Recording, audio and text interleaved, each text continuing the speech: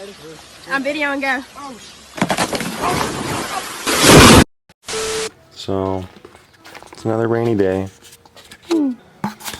Basically, I've got two videos that both are going nowhere. One more so than the other, at least. My phone's gonna die, but I'm gonna start taking this apart and give it another crack at the whole shifter assembly. Because when it's in gear, that's way too much play in my opinion. So we're just gonna work on this a little bit, see how far I can get, and if all else fails, I'll still have armrest. If you have the cup holder like I do, simply just take it out, take this part off. And then, because I initially thought that I was gonna have to drill holes and find these, but you do not. You pull that part off, and then it reveals the two bolts, which are also Torx T20s, and then after that, you go back up front, and then you take those off, but let's start with here. Now that these are off, we can, tall boy, stuck in small car.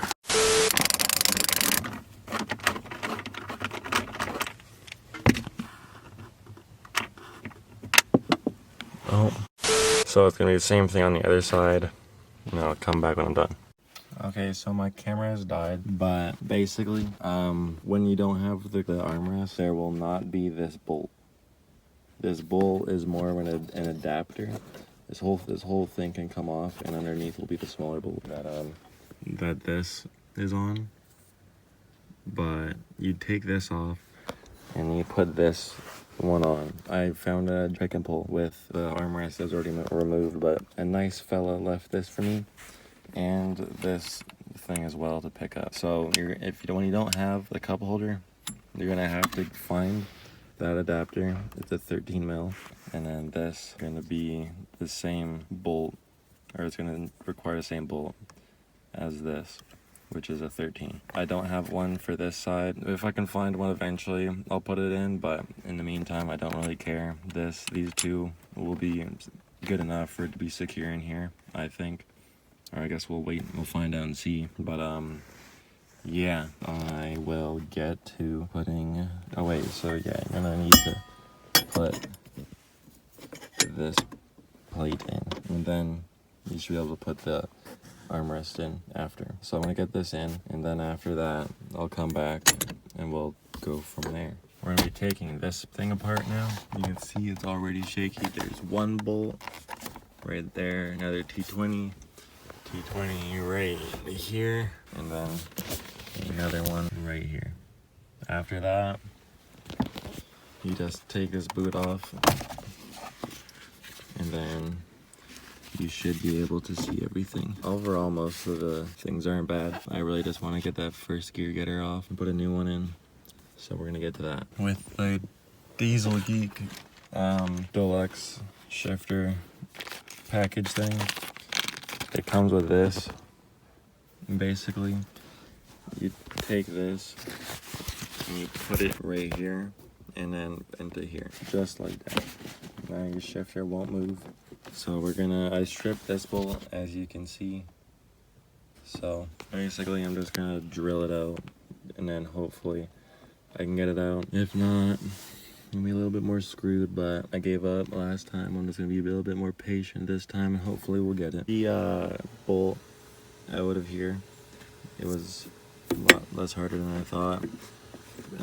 With this piece, normally the reason you'd be replacing it is because these go bad and they start to crumble over time. However, mine, for the most part, is still fine. It's still intact, and it's not like a really dark, tainted color, but I'm still gonna replace it just because it's hard for me to get first, second, fifth, and reverse. So hopefully this will fix it or improve it, but it's hard to get this off, and especially because it's covered in grease, you can't really get a good grip on it. So I saw that the best way, or one of the ways you go about it, which I'm gonna do, is taking an X-Acto and then basically just splitting it down the middle, and then you can open it up and then pry it off that way. And then after that, you can put the new first gear getter on, and then it should be golden.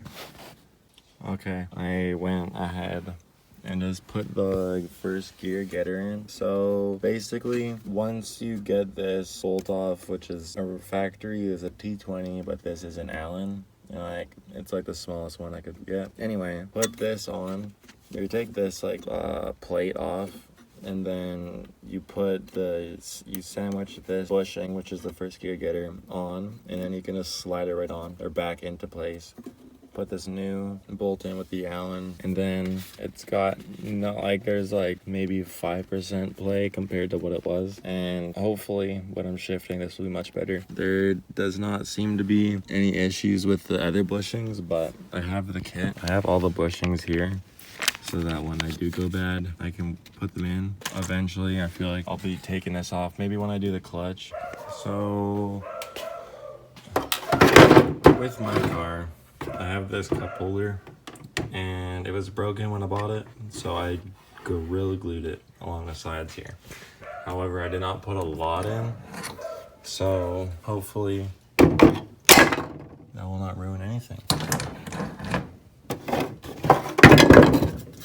The sides are still fine. Everything is golden. So that worked out fine. I'm just gonna clean it up a little bit, and then we're gonna put it in. Now we're moving on to the armrest. The plate facing the driver's side, you're gonna wanna remove. This plate here on the other side, you can just completely leave it. It should just slide in with a little bit of wiggle. After that, is that a penny? A penny was stuck in there, eh?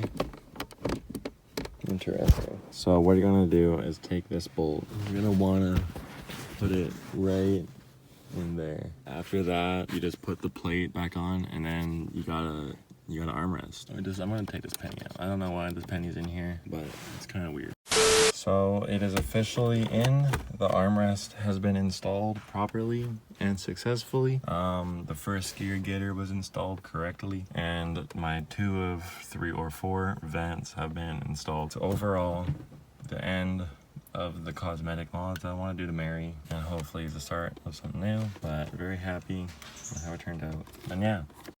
4 to 6 weeks later.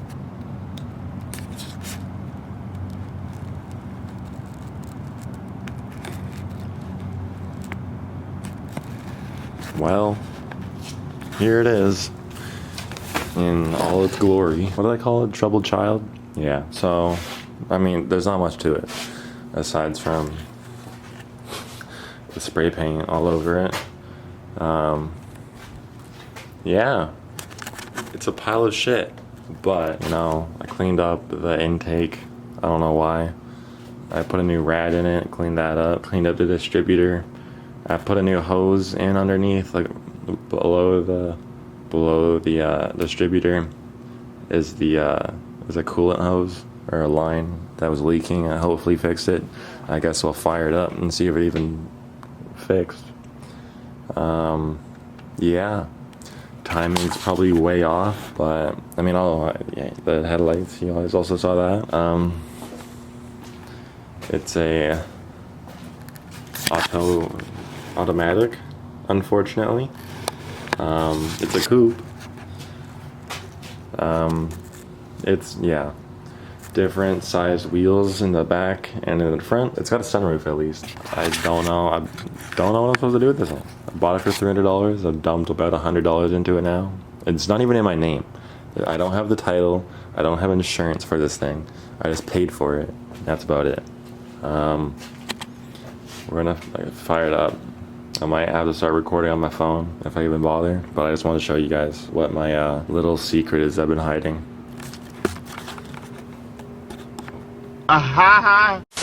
Alright, so what I'm doing today and the reason I'm here is because I gotta retime the ignition. I put the little pin in, the little doohickey over there. I got my cheap ass timing light that I bought off of Amazon. I don't really know what I'm doing, but we're gonna just wing it and hope for the best. I watched a few videos this morning and how to do it. Seems pretty straightforward, so yeah, we'll just see how it goes. Worst case scenario, like I said, we just whack a valve and this motor's dead. We're gonna just let's fire it up.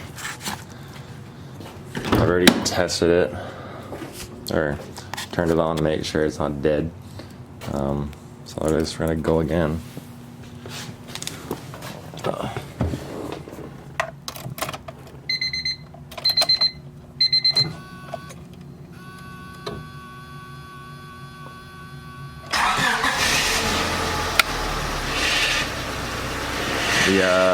nasty rattle it has is from the transmission. It's on its way out. Don't really give a shit.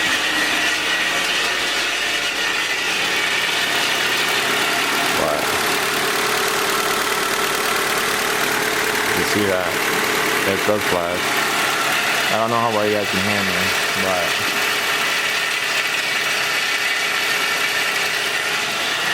I'm not going to show you guys the whole process or like how I'm going to do it while I'm doing it. I mean, because it's way too difficult to, you know, multitask, and you guys can barely hear me. I'm just going to do this. I'll let you guys know how it goes. Alright, I'm going to make this really quick just so you guys can, before my battery dies.